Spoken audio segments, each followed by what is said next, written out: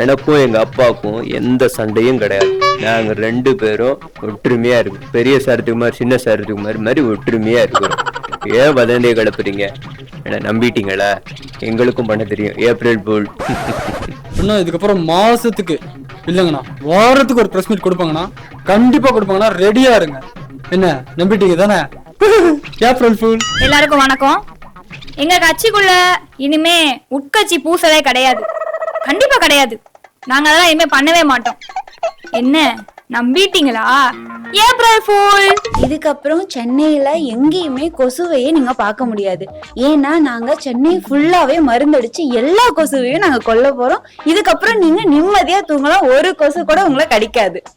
என்ன நம்பிட்டீங்களா? April fool. இந்த தடவை கண்டிப்பா 10 சீட்டு கேட்க போறோம். என்ன நம்பிட்டீங்களா? April full.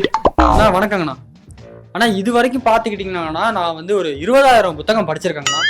எனக்கு உலக அரசியல் எல்லாமே தெரியுங்கண்ணா. நீங்க உலக அரசியல் பத்தி என்ன கேட்டாலும் நான் சொல்லுவேங்கண்ணா. ஆமாங்கண்ணா. என்ன நம்பிட்டீங்க தானே? எனக்கு ஒண்ணுமே தெரியாதுங்கண்ணா. April fool.